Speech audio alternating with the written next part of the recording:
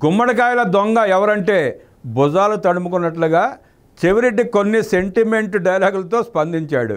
అయితే అరబిందో గ్రూప్ ఆఫీసులో ఆయనకు ఒక డెన్ ఉండేదని, రవాణా కార్యకలాపాలు చేసేవాడని అక్కడ పనిచేసే ఉద్యోగులు సైతం అనుకునేవారు.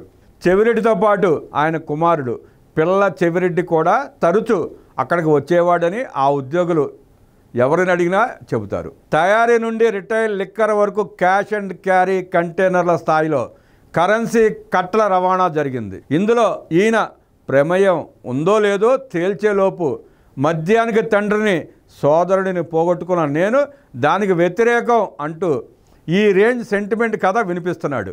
గతంలో ఎమ్మెల్యేగా ఉన్నప్పుడు తండ్రికి వ్రాయించిన పెన్షన్ గురించి అప్పట్లో పత్రికల్లో రాసినప్పుడు మాకు తెలియకుండా ఎవరో పెన్షన్ ఆయన పేరున వ్రాసేశారు, మాకు అవసరం లేదని దులుపుకునే ప్రయత్నం చేశాడు. పగులుతున్న పాపాల పుట్టలు అరబిందో శరత్ చంద్రారెడ్డి ఢిల్లీ లిక్కర్ కేసులో అరెస్ట్ అయ్యి తిహార్ జైల్లో ఉన్నప్పుడు ఇదే చెవిరెడ్డి ములాఖత్తులు అనేకసార్లు కలిశాడు. పొంగనూరు పుడింగికి ఈయనకి మధ్య సైలెంట్ వార్ ఎప్పటినుంచో నడుస్తూ ఉంది.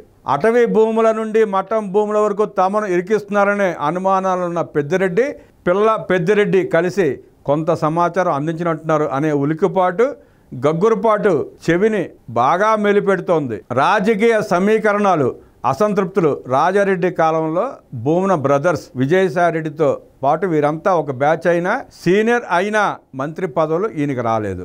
బాబాయికి గుండుపోటు వచ్చినప్పుడు కేవలం సాక్షి మీడియా సమావేశం పెట్టి విజయసాయిరెడ్డి స్పందిస్తుంటే పక్కనే చెవిరెడ్డి పల్లెత్తి మాట అనకుండా గమ్మున ఉన్నాడు. ప్రతి ఇడుపులపాయ కార్యక్రమంలో సందింటి కుటుంబం సభ్యులు లేకపోయినా ఈయన మాత్రం ఉంటానే ఉంటాడు. జగన్ రెడ్డి దంపతులకు ప్యాలెస్ దగ్గరే పండగ సెట్టింగులు వేసి ప్రసన్నం చేసుకున్న మంత్రి పదవి మాత్రం ఇవ్వలేదు జగన్ రెడ్డి. మంత్రిగా పెద్దిరెడ్డి రెచ్చిపోతుంటే అసూయతో భరిస్తూ తిరుపతి ఉప ఎన్నికల్లో ఈయన అలిగి చేసిన ఆడియో మాటలు అప్పట్లో వైరల్ అయ్యాయి.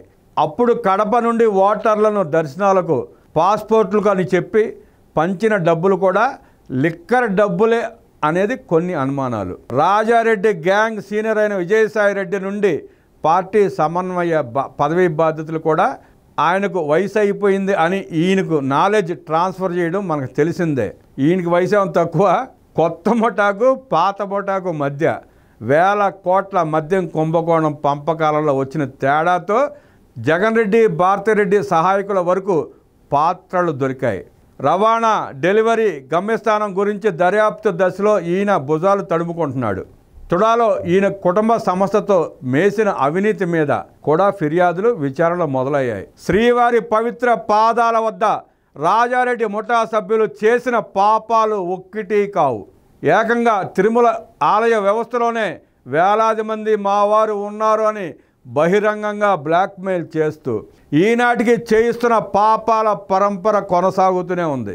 కానీ కల్తీ నెయ్యి నుండి కల్తీ మద్యం వరకు ఆ పాపాల పుట్టలు ఇన్నాళ్లకు పగిలాయి. పుట్టలో గొడ్డలతో తల పగలగొట్టుకుని వెలిసిన స్వామి కథ గొడ్డలి పొట్లు సందింటి దాని సభ్యుల పాపాలు వదులుతారా? దేవుడు చూస్తూ ఊరుకుంటాడా మీ పాపాలని? పాపాలు బద్దలవుతున్నాయి, మీ గుండెలు కూడా బద్దలవుతాయి.